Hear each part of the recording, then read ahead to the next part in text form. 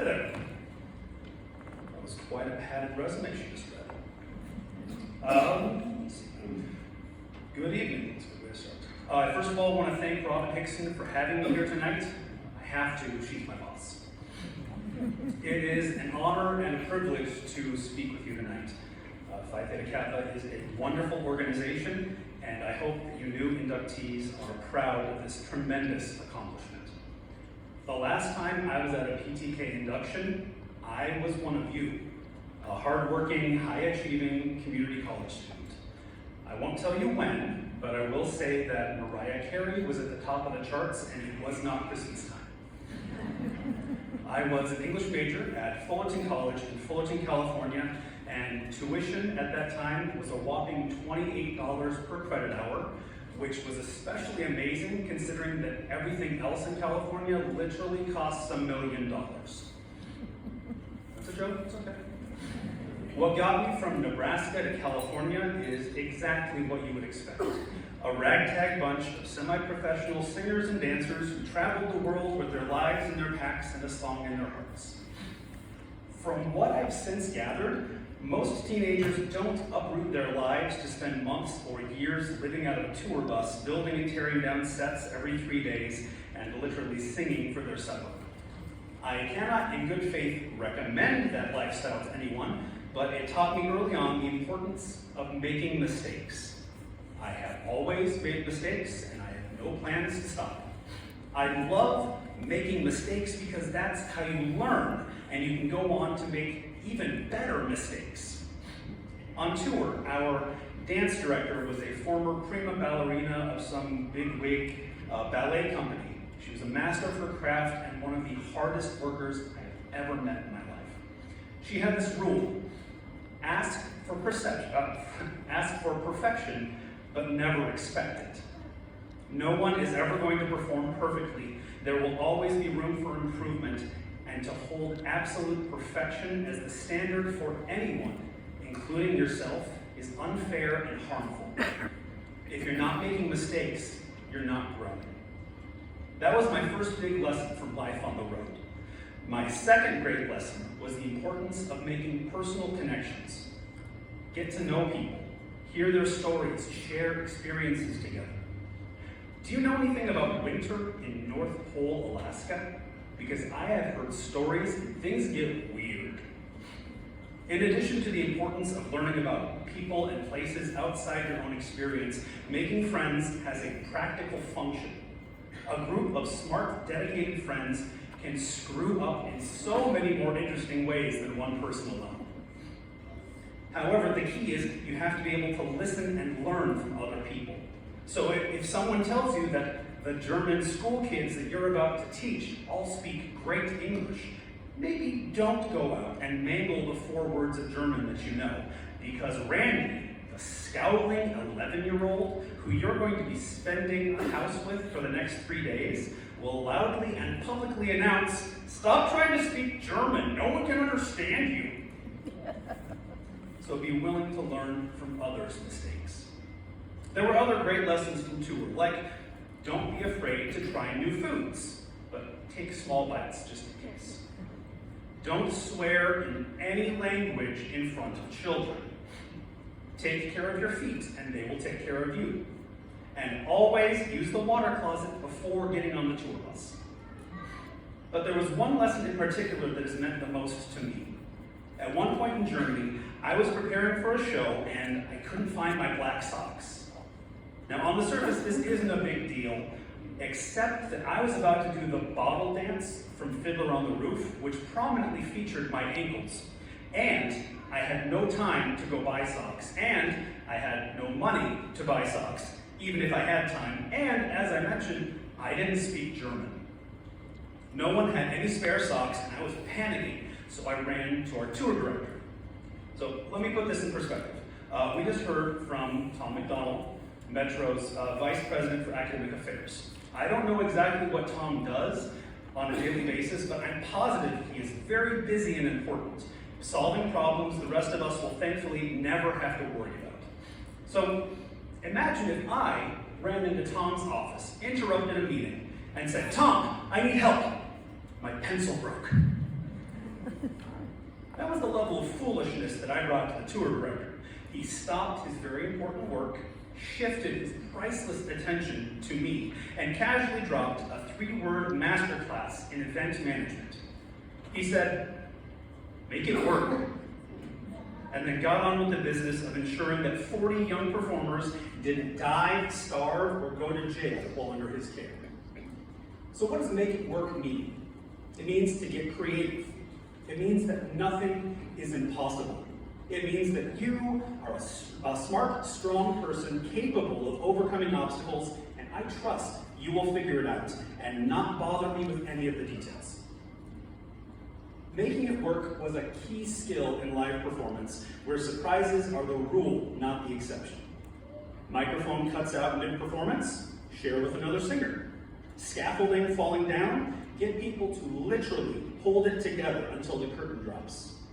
No black socks to be found. Wrap your ankles in black gaffer's tape, because the show must go on.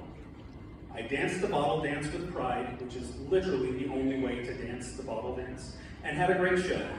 I made it work until I had to tear that tape back off. So back to California. I graduated, as you heard, from Cal State Long Beach with 2 degrees in creative writing and literature, which meant that I had proof that I could both read and write. Unfortunately, I hit the job market roughly 2 days after the 2008 financial crisis and could not for the life of me get a stable, full-time job, even with my degrees, even with my BTK membership, even with my winning personality and extensive bottle dance experience. At my lowest point, I biked 5 miles to a golf course to answer a Craigslist ad for a Snack Shack cashier gig. There were 60 other people in line. I didn't even get a call back. It sucked, but I made it work. I couldn't get a full-time job, so I took on a bunch of part-time work. I went through temp agencies, I called friends for favors, I even won $50 in a writing contest. I worked up to 5 jobs in a month just to pay rent. And somehow I wound up as assistant production manager for a mid-sized symphony, meaning that my work didn't begin until the audience had gone home for the night. After running myself ragged for months on end, I started sleepwalking. I took pictures off the walls of my apartment. I shredded my bed sheets in the middle of the night with my own teeth and had no idea what happened. I made it work until it wasn't working anymore. My wife and I wisely decided to leave California. She was accepted to a prestigious grad school program, and I didn't want to die from sleep exhaustion, or sleep deprivation. We moved back to the Midwest, eventually settled down, managed to buy a house, and have a couple of kids. Now, I thought life on the road was wild, but there is nothing more chaotic than children. Nothing else will ever test your patience or your flexibility like a kid. The baby had 7 blowouts in a row and doesn't have any clean clothes left? Make it work. Guess who's wearing an old pillowcase to grandma's birthday party? Taste of Omaha ruined by a sudden downpour and you forgot the diaper bag? Make it work. Dad just became the world's fastest walking human umbrella. Toddler can't find any socks? Just reused yesterday, so they're not that dirty, you can't even walk. Told to work from home for 14 months due to a global pandemic? Make it work. Lockdown was an eye-opening experience for me, working in student services when overnight we were separated from students and we couldn't offer any services. But MCC, every person, every office, top to bottom, stepped up for our students. I have never seen such sweeping changes implemented so quickly and effectively. New technology, new supports, new policies and procedures, new funding sources. It was haphazard and imperfect, but we all worked together to make it work. Except for me. I've always worked best with an audience, even an audience of 1. And for a year of my life, instead of an audience, I had a tiny desk crammed into the laundry room and a company laptop where the DT only works 25% of the time. Even the most basic tasks became impossible, and instead of solving problems, I was actually creating problems. And the worst part was, it was a familiar feeling of fear and shame, something I had experienced over and over in classes and jobs, and I was sick of the inability to do the things that were most important to me. So after a year of struggle at my fresh linen-scented desk, at the age of 37, don't do the math, it doesn't make any sense, I was diagnosed with ADHD. My whole life, I've been neurodivergent. My brain is literally built differently than most people's, but I've always been held to neurotypical standards and expectations. But somehow, and I'm still learning how to articulate the strategies and behaviors I unconsciously learned, I found ways to meet those unfair standards. As a child, as a college student, as a father to 2 kids. I learned to adapt and adjust, to think outside the box. But I also beat my head against the wall thinking that I was broken and lazy every day. I made it work until it stopped working. I've lived my life by the mantra of make it work without ever critically considering the context of that original lesson. In live performance, the ability to react and problem solve on the fly in real time is absolutely a survival skill. But addressing the immediate issue does nothing to solve the larger cause. Now, as a health professions advisor, I work with a lot of nursing, paramedic, and fire science students. Their ability to assess dangerous situations and act under pressure will literally save lives. I've used literally 3 times in the speech.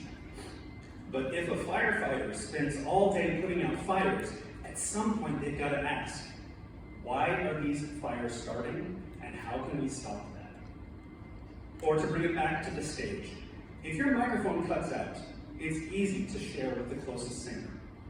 But if that microphone isn't fixed or replaced, the performance, and likely the whole tour, will suffer because of it. So absolutely, learn to make it work. Share your microphones, or your umbrellas, or for God's sakes, your black socks. But also, remember to think about how to address the larger systemic issues so that the next person who nervously walks up to that microphone doesn't have to solve a problem. They can just sing a song. Thank you.